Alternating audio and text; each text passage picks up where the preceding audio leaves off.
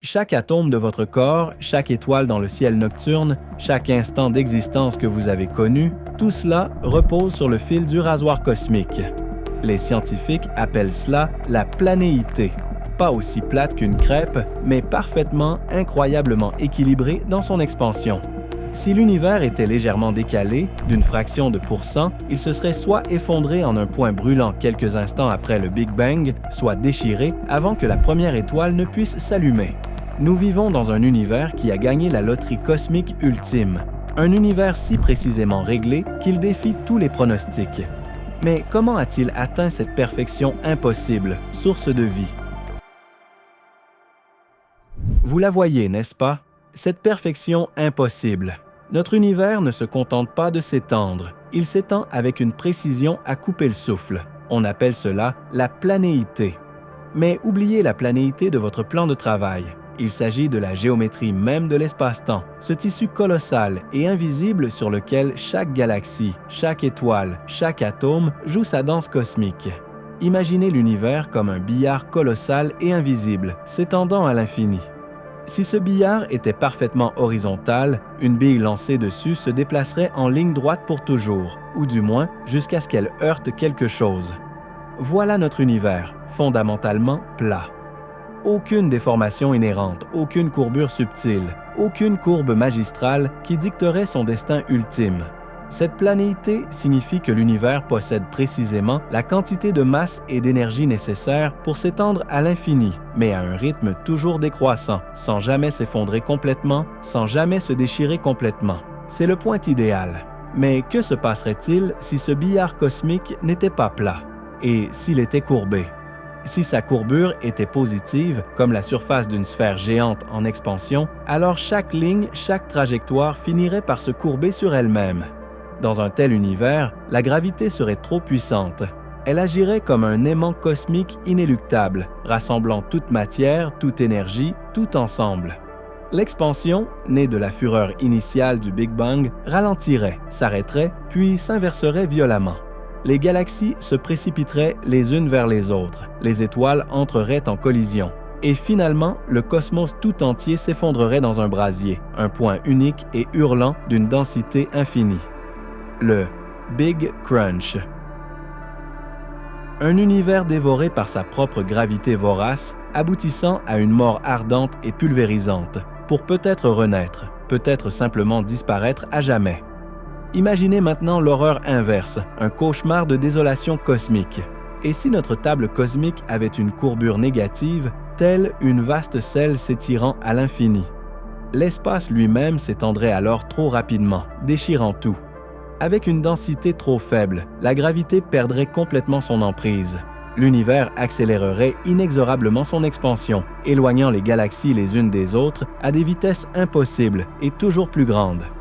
Alors les étoiles seraient arrachées de leurs orbites, puis les planètes. Finalement, les atomes eux-mêmes seraient déchiquetés, leur force fondamentale submergée par la force violente et déchirante de l'espace en fuite. C'est la grande déchirure. Un univers qui se défait, molécule par molécule, atome par atome, en un néant désolé et dispersé. Une fin ultime et effrayante où même la lumière ne peut voyager assez vite pour relier quoi que ce soit. Notre univers, cette scène miraculeuse de l'existence consciente, échappe à ces deux destins apocalyptiques. Il se trouve précisément sur le fil du rasoir, sans s'effondrer vers l'intérieur ni exploser vers l'extérieur. Sa géométrie est équilibrée avec une précision insondable. Ce n'est pas un simple coup de chance, c'est une énigme cosmique qui réclame une réponse. Comment l'univers a-t-il atteint cette planéité impossible et immaculée? Cet équilibre parfait et terrifiant. Tel est le mystère central, la question profonde et impossible qui a mis la cosmologie à genoux, exigeant une solution radicale. Développons maintenant une autre dimension de cette énigme cosmique. La planéité de l'univers n'est pas une simple observation générale, c'est une mesure d'une précision presque terrifiante. Quand nous disons « sur le fil du rasoir », nous le pensons vraiment. L'univers primitif, quelques instants après le Big Bang, devait être plat avec une précision défiant l'entendement humain. Imaginez-vous, debout au bord du Grand Canyon, sur le point de lancer un caillou de l'autre côté. Maintenant, au lieu de viser uniquement le bord opposé, imaginez que vous deviez toucher un atome précis sur ce bord. C'est déjà impossible, non? Mais la loterie cosmique gagnée par notre univers fait passer ce lancer de cailloux pour un jeu d'enfant. Pour que notre univers soit aussi plat qu'il l'est aujourd'hui, à 13,8 milliards d'années, sa densité initiale, une seconde seulement après le Big Bang, n'a pas pu s'écarter de la densité critique de plus d'1%. Soit 10 puissance 17, vous saisissez l'échelle de ce nombre, c'est un 1 suivi de 17 zéros, 100 quadrillions. Pour mettre les choses en perspective, imaginez une cible cosmique. Cette cible n'a pas seulement la taille de la Terre, du système solaire, ni même de notre galaxie. Elle a la taille de l'univers observable tout entier. Et vous, l'univers, devez atteindre une cible sur cette cible qui soit plus petite qu'un atome. Pas une seule fois, mais à chaque fois pendant 13,8 milliards d'années. C'est le niveau de précision dont nous parlons pour que les conditions initiales de l'univers produisent la planéité que nous observons aujourd'hui. C'est astronomiquement, incroyablement improbable. L'enjeu, notre existence même. Si l'univers avait été ne serait-ce qu'un tout petit peu plus dense, cette gravité supplémentaire l'aurait réduit à une singularité il y a très longtemps. Plus de galaxies, plus d'étoiles, plus de planètes, plus de carbone, plus de nous. Juste un éclair fugace, puis une obscurité éternelle. S'il avait été ne serait-ce qu'un tout petit peu moins dense, l'espace se serait dilaté si rapidement, si violemment, que la matière se serait dispersée trop vite pour pouvoir s'agglomérer. Plus de galaxies, plus d'étoiles, plus de planètes, plus de carbone, plus de nous.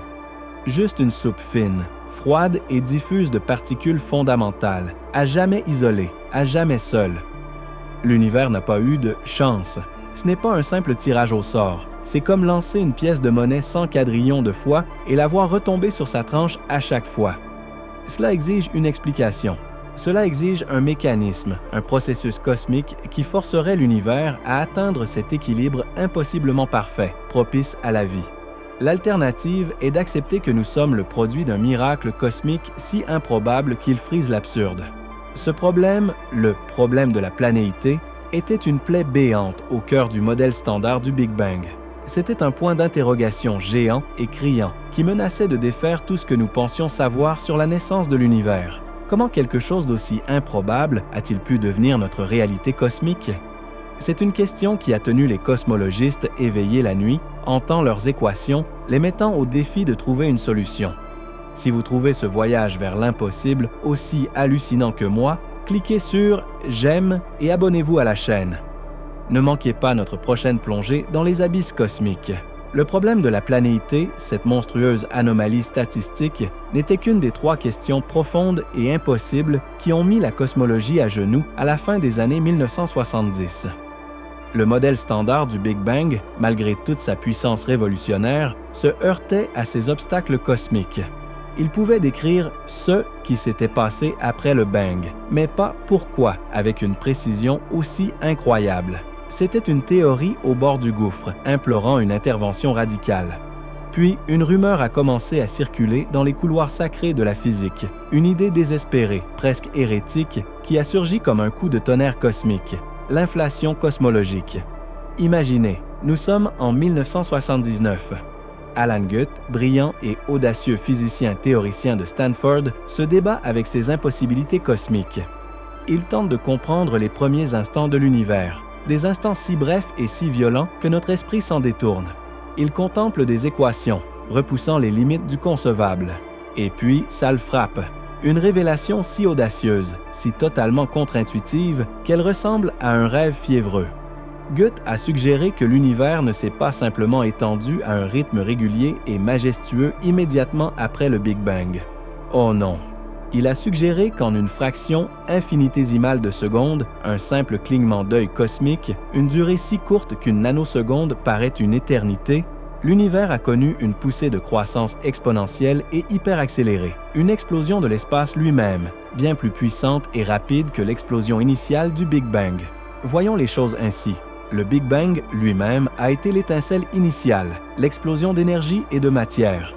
Mais l'inflation a été le moteur qui s'est immédiatement mis en marche, gonflant l'espace à une vitesse incroyable. Nous parlons d'une expansion de l'univers d'un facteur d'au moins 10^26, un 1 suivi de 26 zéros, en environ 10^32 secondes. Il s'agit d'une expansion d'un univers allant de quelque chose de plus petit qu'une particule subatomique à quelque chose de la taille d'un pamplemousse, voire plus, en moins de temps qu'il n'en faut à la lumière pour traverser un seul proton. Il ne s'agissait pas d'une simple modification du modèle existant, c'était un véritable séisme conceptuel. Il a brisé la confortable progression linéaire de l'histoire cosmique. La théorie de l'inflation est apparue comme une solution radicale et désespérée, un joker lancé dans le jeu de poker cosmique. Elle semblait trop commode, trop puissante, presque magique. Certains scientifiques ont reculé, la qualifiant de théorie du tout qui n'explique rien, un artifice désespéré.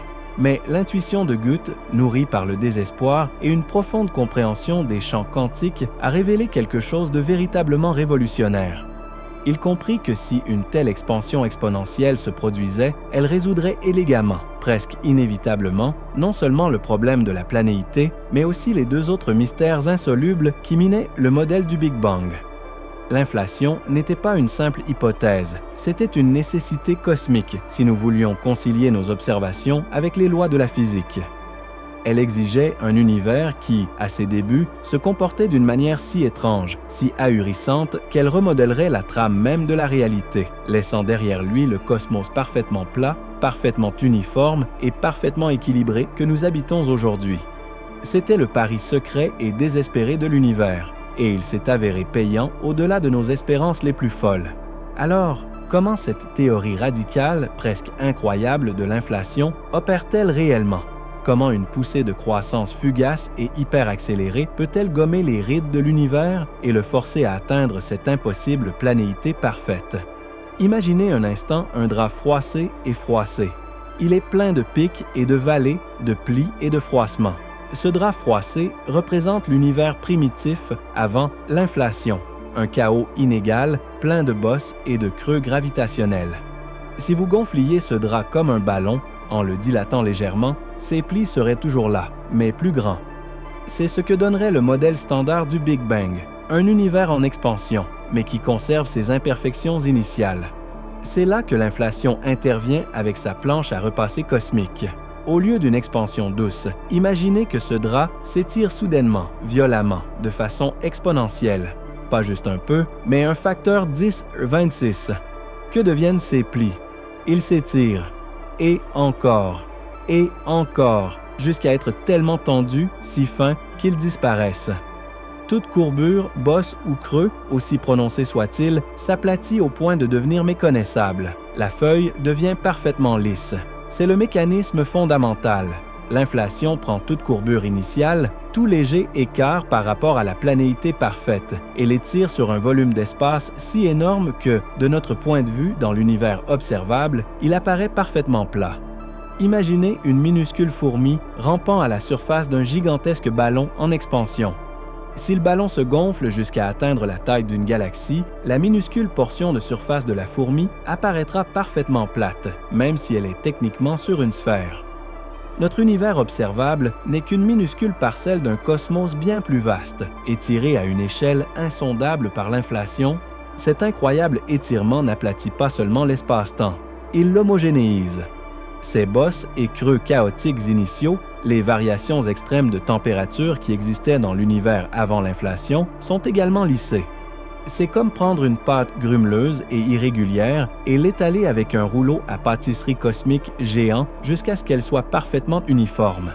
Cela résout le problème de l'horizon, une autre de ces trois énigmes cosmiques qui ont mis la cosmologie à genoux, expliquant pourquoi des régions éloignées de l'univers, qui n'auraient jamais dû être en contact causal, semblent avoir la même température.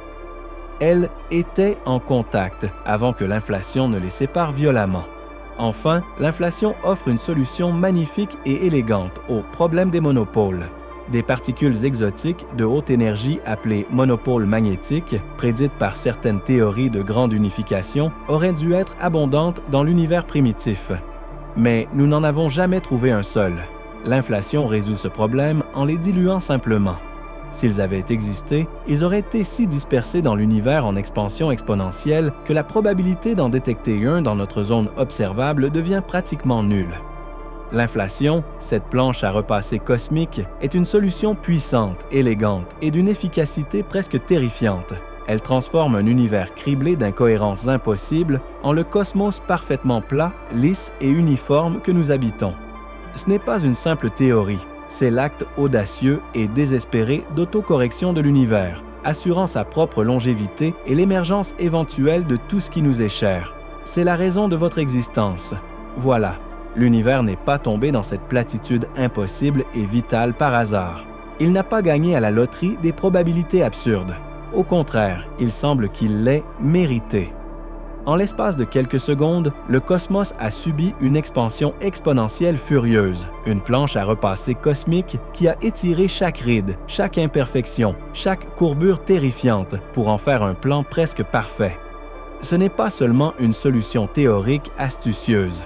La théorie de l'inflation transforme notre compréhension de la naissance de l'univers, passant d'un paradoxe problématique à un récit cohérent et autocohérent. Elle nous apprend que la trame même de la réalité, la scène sur laquelle les galaxies dansent et où la vie émerge, a été forgée dans un instant d'une violence et d'une précision inimaginables. C'est l'acte ultime de l'ingénierie cosmique, façonnant l'immensité en une forme capable de soutenir les étoiles, les planètes et, finalement, nous-mêmes. Le problème de la planéité, autrefois une plaie béante de la cosmologie, témoigne aujourd'hui des mécanismes spectaculaires et autocorrecteurs de l'univers. Il nous rappelle que même dans le chaos primordial le plus extrême, il peut exister une élégance sous-jacente, un processus qui assure la stabilité et les conditions nécessaires à une existence complexe. Nous ne vivons pas seulement dans un univers plat, nous vivons dans un univers lissé, un cosmos qui a trouvé son équilibre parfait contre toute attente. Dites-moi ce que vous avez aimé ou pas dans cette vidéo. Que pourriez-vous modifier pour l'améliorer? Je lirai tous les commentaires et répondrai à toutes les suggestions.